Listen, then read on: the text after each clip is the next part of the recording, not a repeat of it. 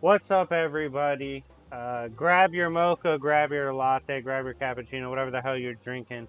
Settle on in. This is the coffee shop with two hosts today, members of the coffee shop gang. Myself, Jobbers and Goons, and No Luck, if you want to say what's up. Hello. So, the way we're going to do this, pretty simple, is I've done this kind of before for the King verse, where we discuss aspects of the verse, the scaling for it, theories, all that. We're gonna break this into two sections. This will be from the beginning up through the Boros saga, and then part two will be after Boros saga, so like Monster Association arc through Cosmic Guard. So we will be breaking it down that way. If you're a fan of One Punch Man, make sure to smash the like button. We'll be going over a bunch of things, conversation style, and then eventually you could see these things specifically made into videos. Some of these topics. So, first of all, I guess we'll go with just your thoughts overall in terms of like how good it was. Uh, the beginning of One Punch Man up through Boros Saga. How much did you enjoy the story? Like, what would you give it? I gotta give it I might be a little biased, but I actually gave it like a 9 out of 10 because I like One Punch Man. A lot of it's just comedy, and like they kind of went crazy with the animation. Like they do it selectively, right? And I think that's a good choice. I think it's the best way to do most animes. So as far as aesthetic, I mean they nailed that. The fights, I love my fights, so obviously One Punch Man nails that. Even when Saitama's not involved, they go out of their way to make the fights crazy. Like early on when Genos is fighting the Mosquito Girl, they make it just like so cool.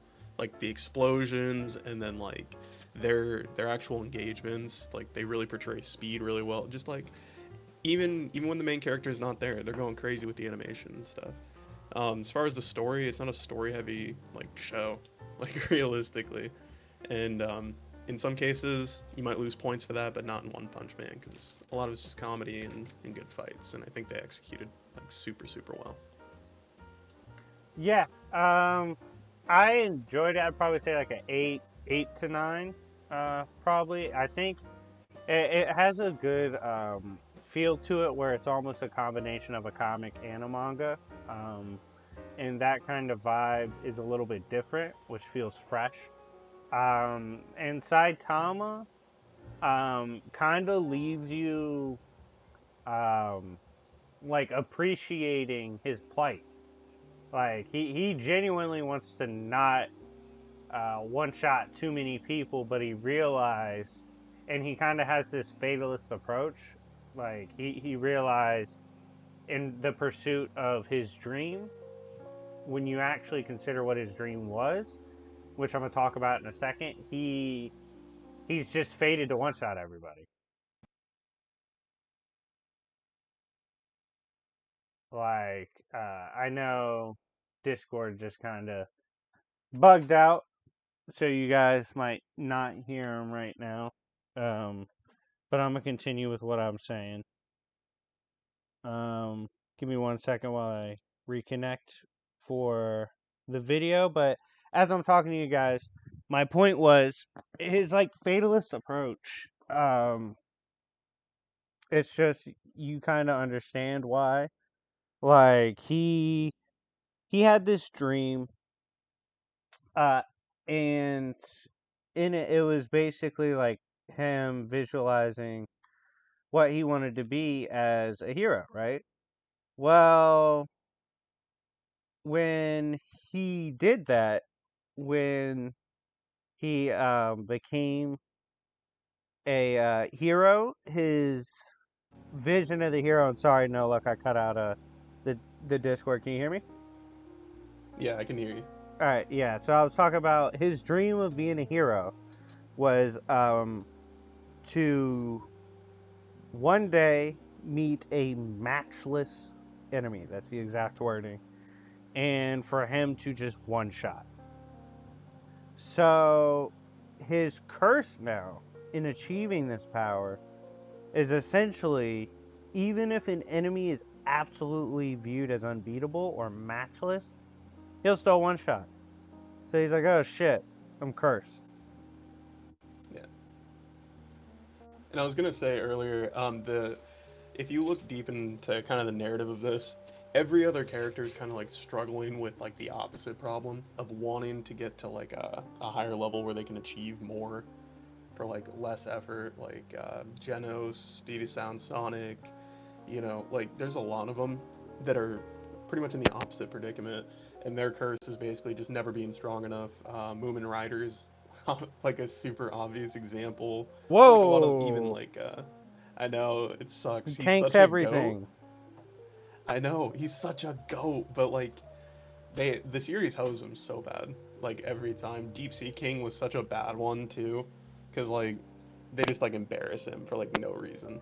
Saitama had like no reason to like let that happen too, because I'm pretty sure Saitama came to like the scene of the crime or whatever with Moomin Rider and just watched him get fucked up for a little bit. Like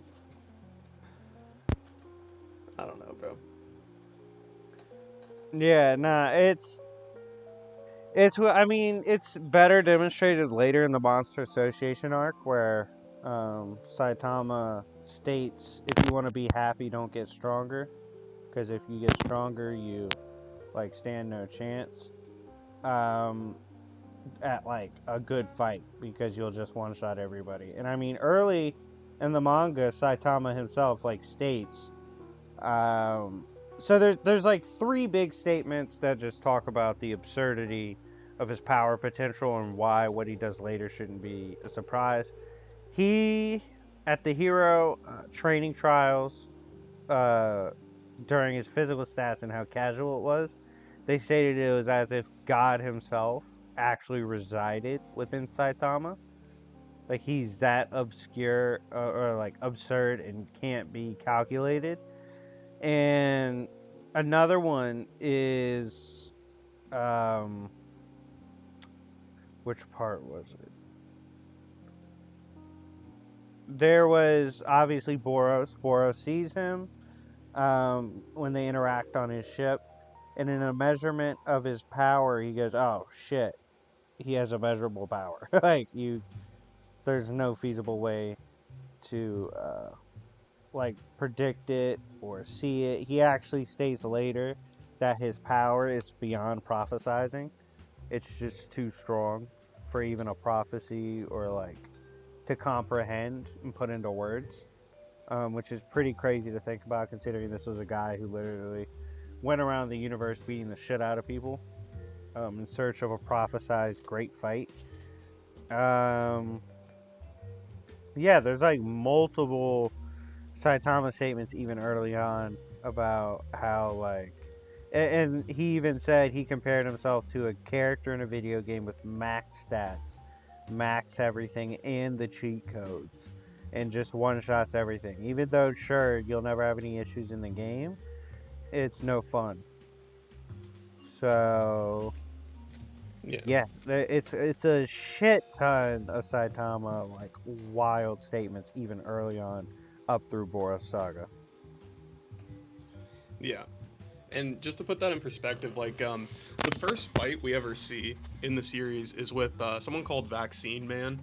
He's a monster. He's actually considered, I think, a demon level threat.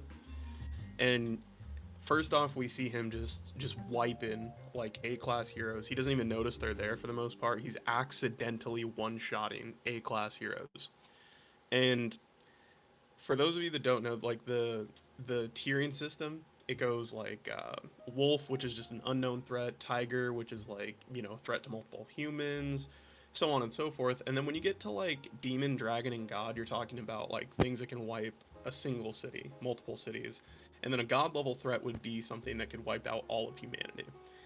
And with Saitama, he runs into Vaccine Man, who's a threat to supposedly multiple cities and can just wipe most of like 90% of the heroes, because there's only a very small amount of S class heroes. And it's like I think the top 1% or something like that. and this dude's nothing to Saitama, and we see him like just be despaired when he one shots the thing. It's just like he's like, again, are you kidding me? What kind of nonsense? And he does this throughout most of the story, but I think towards the second act, after you get past like after you get Boros, I think he changes a little bit. He can kind of tolerate it happening a little bit more, but up to Boros, this just puts him in a pit of despair damn near every time it happens. So True, true. Um, Saitama, like, I mean, Saitama one shot a creature too, like Deep Sea King, that's like traumatized half the verse in terms of just the power scaling. Um, and I always thought it was funny classification systems, disaster level classification seem more based on AoE than actual like AP or anything. Like for example, you could have like the AP, like Wolverine. Wolverine has the AP to like hurt characters that are like Earth to solar system level, stuff like that. Like casually, but his actual AOE would make him like a tiger level threat. right, So it's gets interesting there because obviously there's also huge gaps in even like the differences in tiers. So I definitely I don't know your opinion on classification system. I think it's fun. Um, um, the system's got like so the classification system is accurate most of the time in One Punch Man, but there's like some exceptions that are just like really egregious. So like for example, like even when they try to rate heroes, they have like Saitama is like some fodder, and clearly he's the strongest one there.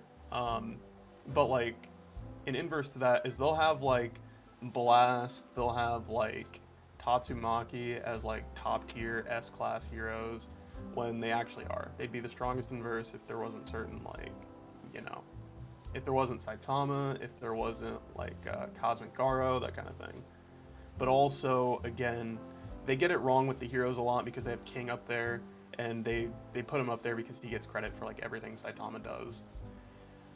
And then like as far as for the monsters, so they so Boros himself was actually labeled a dragon level threat for no reason other than, oh, he blew up one city, so he's a dragon level threat. Well, we know after the fight that he would be classified as a god level threat by their definition, which is a threat endangering the survival of all humanity.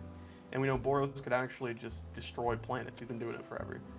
So they're not always accurate, but most of the time they are probably accurate. Like Deep Sea King, probably a dragon level threat. He could just start taking out cities if he wants to. So, yeah, I think most of the time, yeah, I think they get it.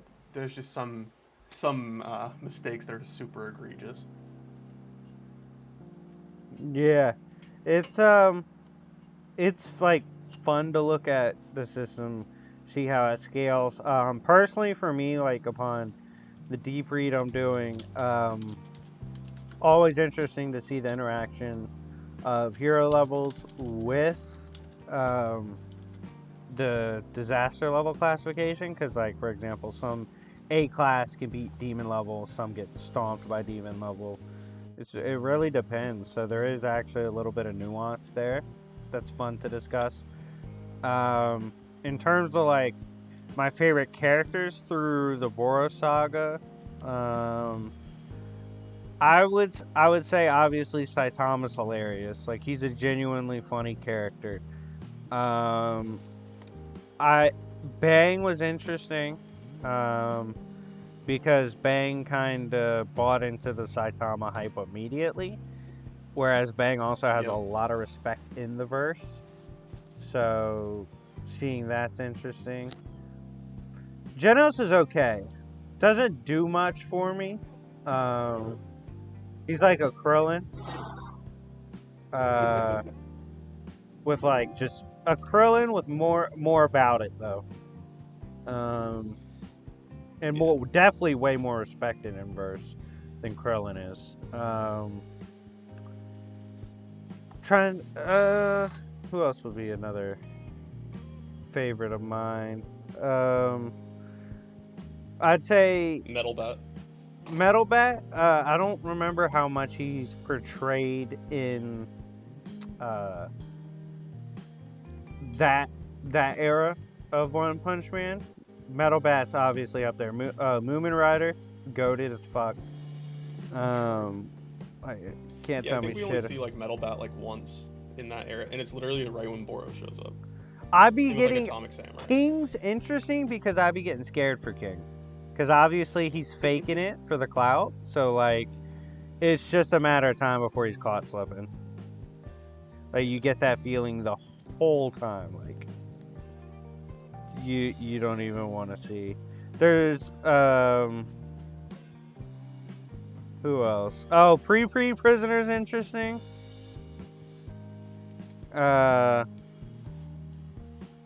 Obviously, got fucked up against the Sea King, though. Yeah, he got dropped pretty bad. Yeah, I'd say he's up there. Metal Knight is seen. Oh yeah, isn't Metal Knight seen as a eventually gonna be an enemy to Genos? That's interesting. Yeah, I think the theory or the thing, somebody made like a whole Reddit post about this, like like these weird like supposed implications that Metal Knight tries to take like the any robotic like competition he has, like Genos or Drive Knight, and tries to get rid of them but also take their technology, and that he's not even like really a hero, that he's just like trying to develop himself to be the strongest thing. So like I don't know. Like I could definitely see him just becoming a villain. And like Drive Knight like warns Genos about it. So I'd really love to see like something where like Drive Knight explains a little bit more like what's up with Metal Knight.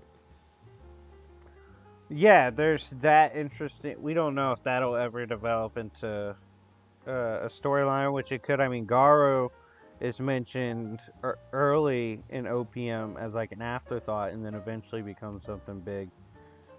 Um, there's also a weird thing with Saitama, something we'll kind of discuss as like the last portion of this. Obviously, beats the fuck out of Boros, who states he's essentially like a character with immeasurable power beyond even something you could prophesize about. Basically, power beyond comprehension. You can scale that how you want, but here's another thing I want to talk about. There's at one point the House of Evolution is discussing humans and states humans have like unlimited potential, right? But then they say Saitama's reached unlimited potential. Like he is that. But then you see Saitama state he broke his limitations, which would be the unlimited potential since he's human. So, and then he says at one point, like, he feels like he's in a different world, which you can kind of interpret as like he's like completely foreign to them. I think it's possible, like, his dormant power already is latently beyond, like, the physical, like, beyond just comprehension, reality, all that. And he's just not tapped into it yet because there's no reason to. Yeah. You know, is lonely at the top. I think that's what he means when he's like, yeah, it's like living in a different world kind of deal. So that's kind of going back to the first thing we said, where you know he's like cursed and he hates that he's that strong. But you know, I mean, if he wasn't, to be honest, there were threats that actually just couldn't be beaten. So it's kind of like one of those things, like a necessary evil almost, because like he's suffering, but a lot of people overlook that like there were threats that other people or other S-class heroes couldn't deal with. Like Genos and Metal Knight, they try to stop the meteor that's gonna drop on a city, take the whole thing out, and they all fail. Bang's looking at it like, yeah, I don't know what you want me to do. And then like Saitama one shots the thing, right? Or like Deep Sea King, his scaling's actually pretty crazy because he was beating up like S class heroes and he kept getting stronger. So like eventually he probably would have just like scaled above everyone else on some like Saiyan Zenkai nonsense. Saitama one shots it.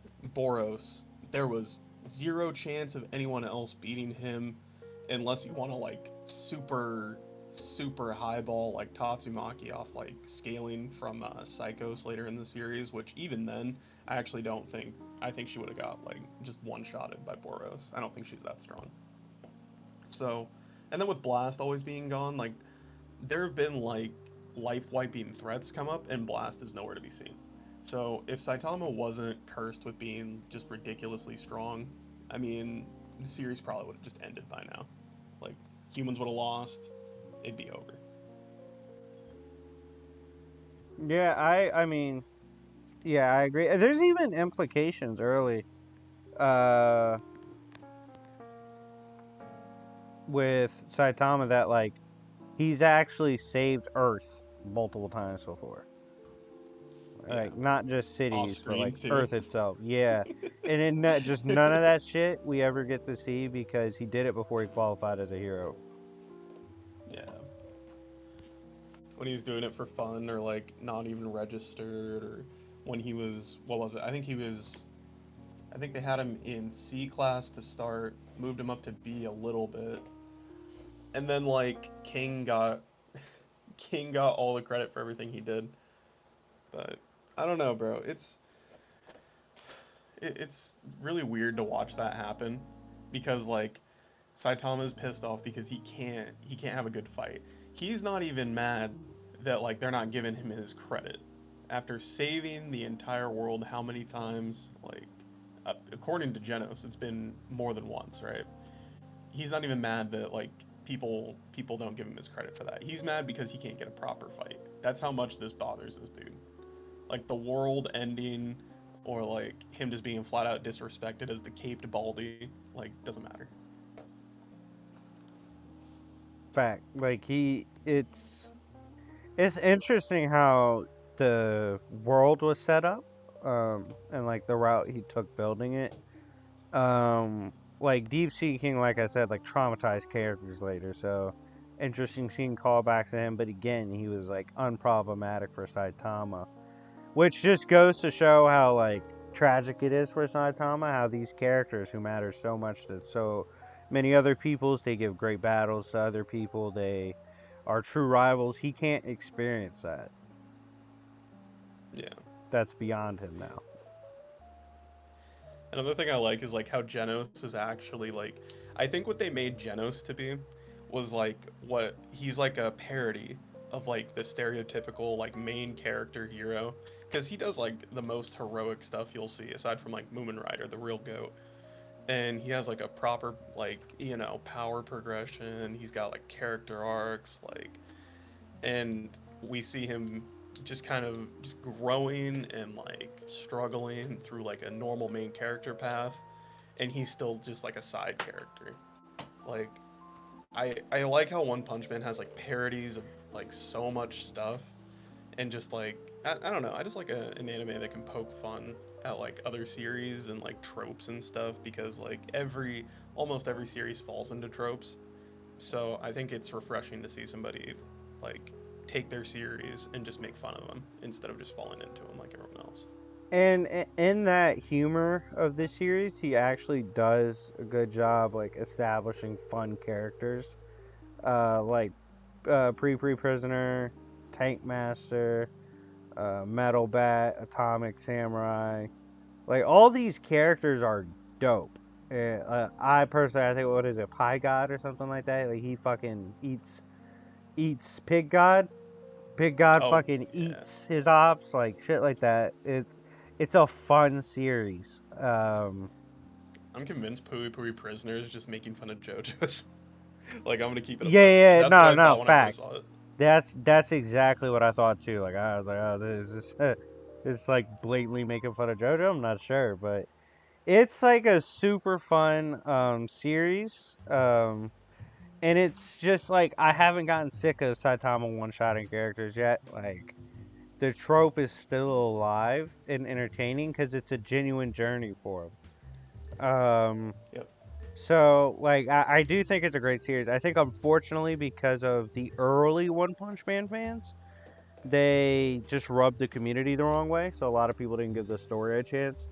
But I definitely suggest people check out One Punch Man. And in the comment section down below, let me know, what do you want to see scaled first from the series? What do you want to see explained first, talked about? I'm going to be doing a lot of One Punch Man content on the coffee shop. And before we head out, I'm going to let No Luck go ahead and let you know what he does on his channel. I get demonetized. I randomly agitate my subscribers. I make bad content, and those are all good reasons to go like check out my channel. Go hit that sub button. I ain't no snitch, but if you end up on my videos, those like buttons, I heard they speaking on some of y'all. I ain't no snitch, but if it were me personally, I'd go smack that like button on a few of those videos. That's just me personally. I wouldn't take that. For sure. And hit the like button here for this. And yeah, I'm looking forward to starting to create One Punch Man content on the channel. So definitely keep a lookout for that. This was just a conversation on the scaling, how the verse is set up, and kind of an introduction to it. I hope you guys enjoyed, and we'll see y'all later. Peace.